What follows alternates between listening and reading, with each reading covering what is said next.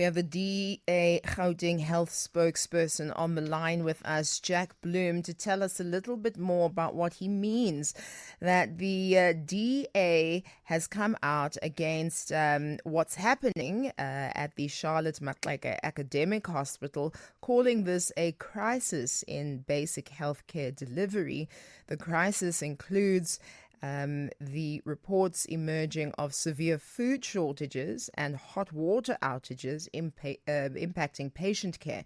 So what this means is, for example, some patients are going hungry and so they are unable to take their medications on an empty stomach. Some are being asked to discharge early because they have to, in some places in the hospital, staff reportedly boil water to clean patients due to the damaged infrastructure and delayed repairs. I mean, this can't be how patients are supposed to convalesce in a structured, calm space like a hospital, and especially a hospital as big and important as Charlotte Maxeke Hospital. So let's talk to the DA Gauteng health spokesperson, Jack Bloom, about this crisis, and you too can call in on 0861 987 000. Jack, thank you very much for joining us on Power Lunch.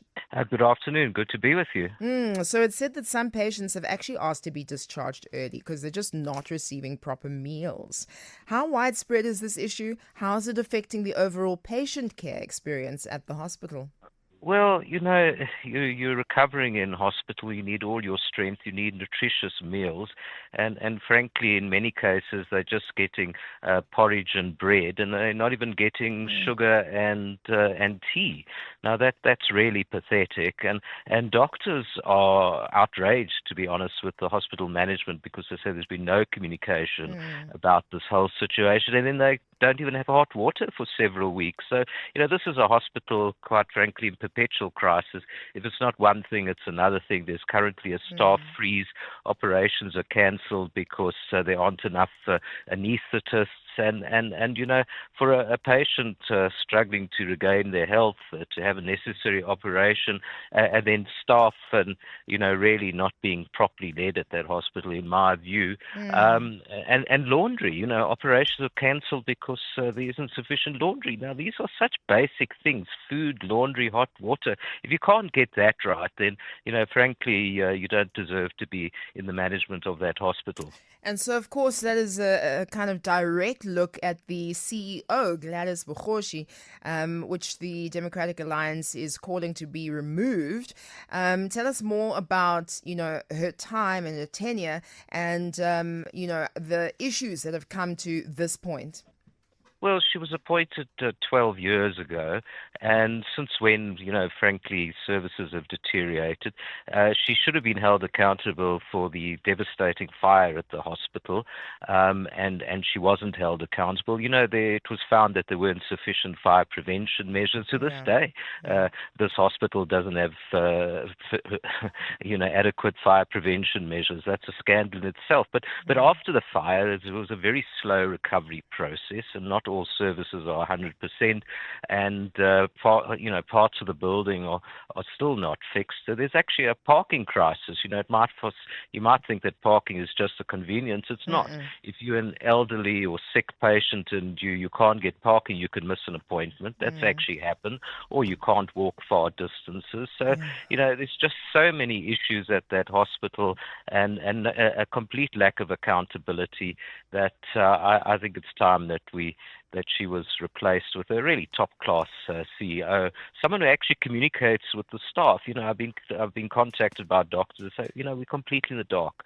We have this food crisis, patients, asking for food, and some doctors having to bring in food on their own just to feed patients. Now, is this is a flagship hospital? How can it be happening there and without communication from the CEO or the Gauteng Health Department, for that matter? And it's gone on for weeks now, and it needs to stop.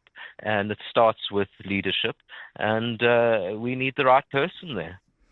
Absolutely. The issue at the moment about the hunger and, not being able to take their medication because they haven't been properly fed. Let's talk about rights.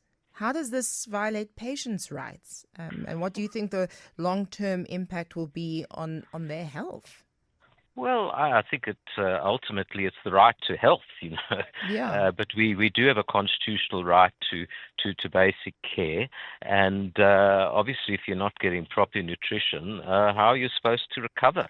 And hot water is not a small thing either. Yeah, It's getting colder and colder at it these is. hospitals because of the weather, and here, nurses have to, heat up pots of water. I mean, it's a hazard apart from anything else. So there's like basic things not happening at this hospital which are Mm. completely inexcusable. And I've seen no comment from the CEO. I haven't seen any comment from the Gauteng Health Department. And it's been going on for several weeks. And the only reason public know about it is because doctors are speaking out, Mm. patients are speaking out. I had a WhatsApp message from a patient this morning complaining about food and lack of hot water. So Mm. just think of the distress of relatives as well, that they have a loved one in the hospital, and are we going to have relatives bringing in food? It's just ridiculous. I mean, I just think about the staff component, right? Because when you are in a crisis situation, they've been trained what to do from a medical point of view, but going to boil water, making sure that maybe they bring food from home for patients, and then the allegations of staff working overtime without being paid. I mean, this is just too much. This is, do you believe an administrative mismanagement issue? Is it systemic neglect? What are we seeing across the province? Well, look, across the province, this issue of doctors not being paid for overtime is actually a crisis now.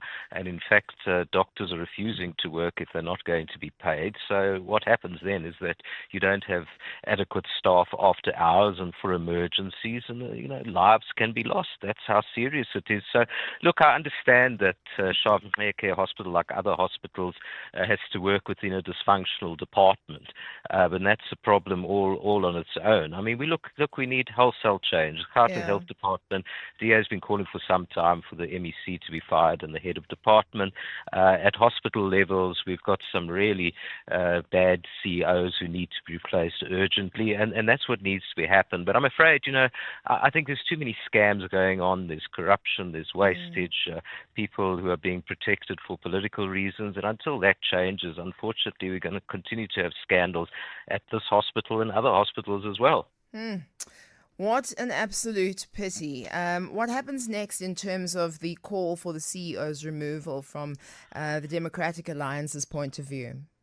Well, I'm going to press this in the Gauteng legislature. We have a health oversight committee, and I will ask questions. And I think we need to know if there's a performance review of CEOs. You can't just leave CEOs in hospitals. They have a performance contract. Are they performing according to this contract? And to my mind, by no measure is this CEO performing according to any performance contract. So Mm. I'm going to ask for any assessment of this CEO and other CEOs as well.